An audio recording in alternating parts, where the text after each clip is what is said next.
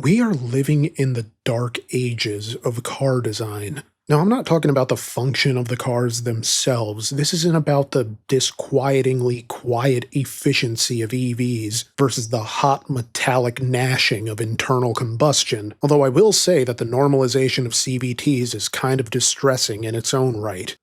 But no, this is more about how cars look. There's an odd disconnect between the soft, non-threatening, early retirement curves of your average modern sedan and headlights so angry that women cover their drinks whenever it pulls up. It's design by committee soullessness, yes, but it also kind of feels like more than that. So I want to explore why modern car design is so bad, because there's every possibility that I'm just looking at this all through rose-colored glasses, right?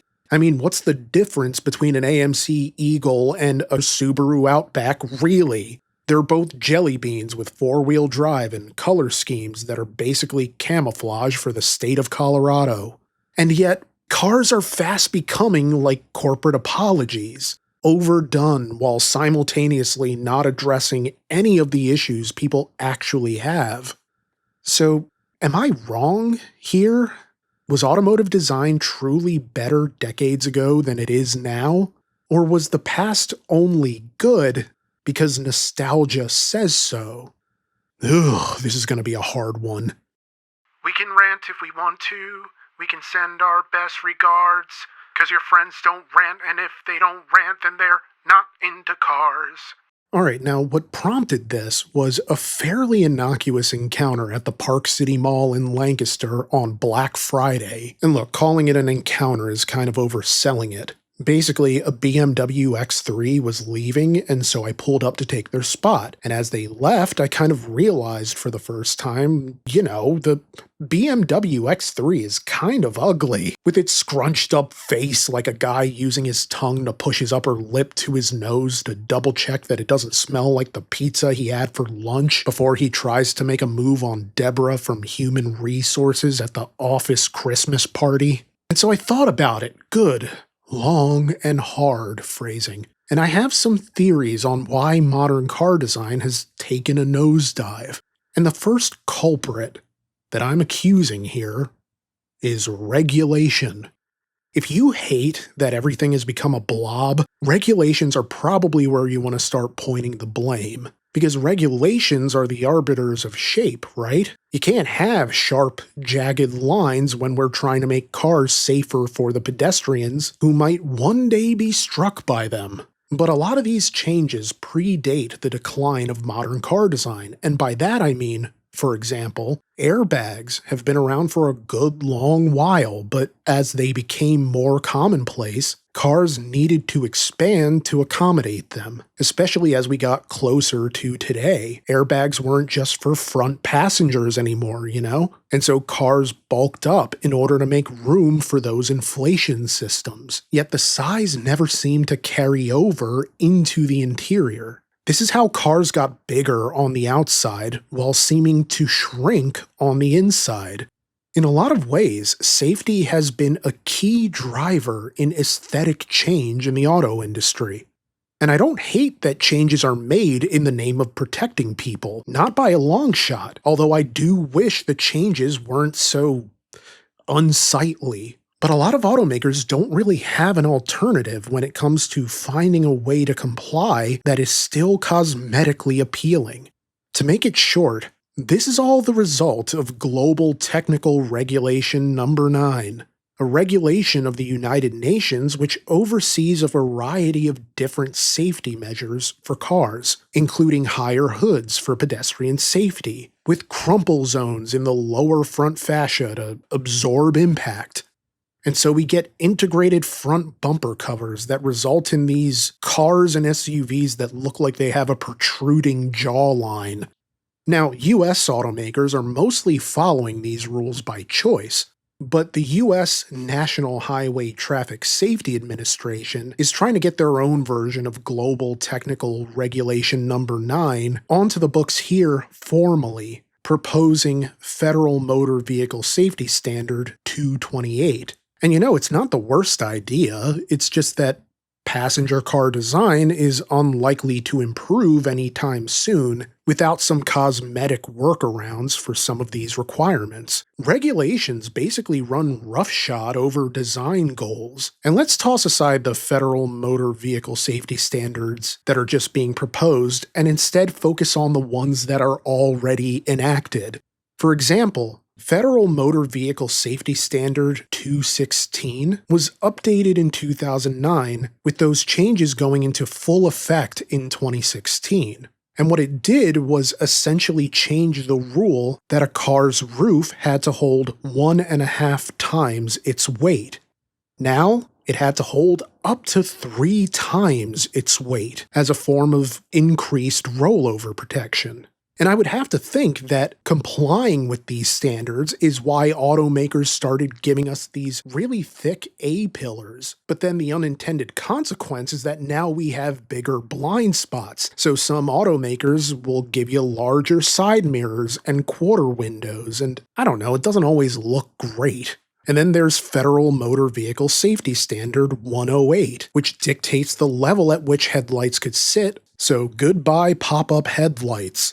And so you get these headlights that are big and bright enough that you'd think they were for a Gundam and not a passenger car. But at least those standards have to do with protecting drivers, passengers, and pedestrians. Federal Motor Vehicle Safety Standard 581 mostly centers on protecting the car. It's basically about minimizing property damage, with the property in this case being the vehicle itself, by subjecting all passenger cars to a test in which they have to withstand colliding with a fixed object at 2.5 miles per hour without sustaining any significant damage. And so in order to prevent this kind of damage, automakers have to put structural support beams behind the front bumper. Okay, maybe they're not beams, but some kind of structural support behind the front bumper so that components like the headlights aren't flush with it, because we don't want the headlights getting cracked. So essentially, we need front ends delicate enough not to wipe out pedestrians, but strong enough to withstand impact from your neighbor's mailbox. And as a result, the bumper assembly expands outward so that we get these great big overhangs as the car lengthens ahead of the front wheels like a nosy giraffe. Now, from what I've read of the regulation, it isn't that the order specifically mandates these protruding front ends, but rather that this is the natural consequence of the order as the automakers struggle to comply. But arguably the biggest regulatory culprit of weird modern design has gotta be the various emissions and fuel economy standards enacted by countless world governments over the years, not just the United States, because the mandates to improve fuel economy and reduce emissions has meant a trend towards those curvier, rounded-off designs because they're more aerodynamic. Basically, cars had to be slippery looking, almost tapered, like the first wavy line of a daydreamer's notepad, beginning a sketch without knowing what he's going to make. Just a long, shapely arc of nothing in particular. And the end result is a car that looks like it was carved by the forces of a wind tunnel. Of course, I don't know how much of an impact this will have in the future, as the current administration has eliminated penalties for failing to comply with corporate average fuel economy standards, but it also feels like the genie is out of the bottle and there's no putting it back. For better or worse, this is just the shape cars are now. It's what people have spent a generation getting used to, and companies aren't going to risk upsetting the apple cart by doing something bold. They've seen how the Cybertruck has struggled, and while I absolutely loathe the Cybertruck, I can at least acknowledge that it tried to do something different. But even if I allow for that, it did different the wrong way, because it just further reinforced the belief among the public that the auto industry isn't interested in making cars that are just cars anymore. It's gotta be a statement, it has to be a software platform, it has to be a conversation piece. People, by and large, don't care about any of that. They just want something that works and doesn't look stupid. And that's becoming a taller and taller order for the automotive industry, it seems. And really, it's the de-emphasis of designers and engineers that I think is the second big culprit in what has made car design so dismal over the last 10 or 15 years or so. Because it used to be that you had your Harley Earls, your Dick Teagues, your Giorgetto Gugiaros, your Chris Bangles, your Tom Matanos. All these automotive designers with a vision that, while hampered by suits in their own time, weren't as shackled as designers are now. You had designers who sketched out the overall visual framework of the car along with the design team and engineers. But Stellantis putting pop-up ads in their cars tells me that bean counters and marketing have found their way into the design conversation. Honestly, it sounds exhausting to design a car these days because of all the different hands it has to pass through before it can get to the factory, much less the consumer. You have your designers, yes, but then finance has to go over it, and they're going to whip out the red marker to note all the places where costs can be cut. And then you have marketing adding their input so that the product can align with whatever market they're trying to push it towards. Whether it's Gen Z and their nigh impenetrable carelessness, or an older generation that still gets hot around the collar over the thought of capitalism taking them to the honeymoon suite. There are so many more spoons in the chili than there used to be. And each spoon is ruining the flavor of the chili because each of those spoons is unwashed and covered in the residue of other, lesser chilies. And look, I don't know that executives like Mary Barra or Sterling Anderson themselves are behind the idea to get rid of Android Auto and Apple CarPlay in favor of an AI human-machine interface in General Motors cars, but it does give the impression that it's the people higher up on the food chain who are dictating what cars are intended to represent in the modern era, rather than consumers. It's a shift towards vehicles not as hardware, but as software platforms. If a car is a smartphone with wheels, it almost doesn't matter what it looks like, because all that matters is what it does. And you could argue, in that sense, that the industry has looped back around to a more pure conception of the automobile, as something whose utility comes first, and whose cosmetic appeal is a secondary concern. But I don't know that people are necessarily demanding these complex human-machine interfaces with touchscreens that don't always work, and headlight assemblies that resist owner maintenance and instead require specialized tools and coding software. You know, it's weird because I feel like the instrument clusters going digital and buttons disappearing and touchscreens getting larger was intended to give the cabin the appearance of volume without actually needing to spend the kind of money that it would cost to volumize it. It's decluttering the cabin, but still trying to make it seem busy, because a big screen will take up less space than a clunky analog center stack, and should theoretically make the cabin feel roomier, right?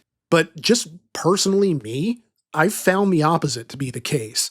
Everything just feels spaced closer together, like the kerning of a compact car between two poorly parked SUVs. There's a vague claustrophobia to modern cars, like it's ambushing you with presence, lights, color, sound, all of it. It's so much, yet it's not nearly enough either. I almost feel like a subcategory here should be laziness. Although I'm not sure it's laziness so much as cost cutting, because it feels like automakers are trying to save money while simultaneously doing their best to hide that they're giving people less. And not all of these developments are recent either. I feel like we've had grills with weird abstract shapes copy-pasted over and over again for years, along with vents that don't do anything, and exhaust tips that aren't really exhaust tips, to distract you from the fact that you don't have exhaust tips, Ford Edge. And seats with fake stitching, grills made of liar's mesh. Automakers want you to believe no expense was spared, while pinching pennies so hard they've gone subcutaneous. I think people would be a lot more forgiving of automakers if they didn't try so hard to look expensive and didn't charge the prices of cars that are actually expensive. And yet, because there is always an and yet. I still feel like there needs to be some smoke thrown at the third culprit behind design trends taking a header off the side of a very steep cliff. And that's the consumers themselves. Because I feel like we would get colors other than gray, red, white, and blue if people actually bought colors other than gray, red, white, and blue. But here we are. I genuinely wonder to what extent focus groups have doomed us all, lo these many years. I'm partially convinced that these awful stubby gear shift knobs, or worse, the dials, or even worse than that, the center console gear shift buttons, Lincoln Navigator, are the result of consumers who simply don't like having to move a stick around. Of course, I have nothing to base this on other than my withering faith in the buying public, because it's just as likely that it's another cost-cutting move to save on the materials required of a shifter. But people continue to buy cars with these elements, with the excessive tech, with the cramped yet minimalist cabins, and wheel arches with tacky plastic body cladding that I would imagine is to protect the wheel from debris, but really just throws off the entire look of the vehicle because it makes the wheels look like they're sunken, like insomniac eyes. And not only do people still buy these cars, they proceed to add even more to them, like those eyelashes that they put on the headlights, or the undercarriage lighting. And hey, it's your right. You get to determine what you think looks good. And nobody, not me, not passers-by who are randomly shouting out your car, they don't get to tell you what looks right. Not on a car that you paid for. But I also feel like people wouldn't feel the need for some of these modifications that they make to their cars if their cars looked better from factory. But if you want a modern car, you kind of have to start with the already abstract canvas they give you from the assembly line. It's like trying to make sense of Baldur's Gate 3 when you're playing on somebody else's save. You're being dropped into a AAA product. But these aren't the choices I would have made if I'd gotten to play from the start. Consumers, whether they realize it or not, have a very big role in how cars get made, because automakers are trying to align themselves with trends, but also attempting to predict what consumers want based on what they've previously wanted. And it goes to a point Brian made in a short a few months back, to the effect that nobody is really doing it for love of the game anymore. And they don't because the world has changed, and the nature of that world has changed with it, along with how metrics are measured, how information and data is analyzed, and how decisions are made from that data. Preemptive apology for butchering a Janet Jackson song lyric, but we are a part of the algorithm nation. Cars feel like they're less about purpose and vision than about what plays in the public realm. LEDs becoming standard is arguably how we ended up with angry-looking front faces rather than cars with the big ooh-woo eyes, because I can't imagine it's automakers wanting to anthropomorphize cars and give them more of a face, because I'd think you would ideally want a car to have a friendlier face than the S550 Mustang, unless aggression is the point, since aggression is often a trait associated with more high-performance models. And so in that sense, maybe it's the auto industry trying to trick people into thinking a car is better than it is without having to do any extra work. Oh, it looks angry. It probably goes faster. I could just imagine myself out on the track. And hey, to be fair to automakers, I don't envy having to predict trends in an age that changes as quickly as this one. But with all that having been said, I do have one side theory on why car designs have gotten worse, and I think it's because the context in which people first see cars has changed. In some cases, your first look at a new car is in a thumbnail image on a dealership website, on an auction website, on a YouTube video, on a car and driver article somebody linked on social media. Your first look at a new model year car might not even be in a commercial or on the open road or in a dealer showroom. So exteriors are optimized, see also over-engineered. to amplify all the exterior characteristics of a car so that they pop more in smaller image sizes.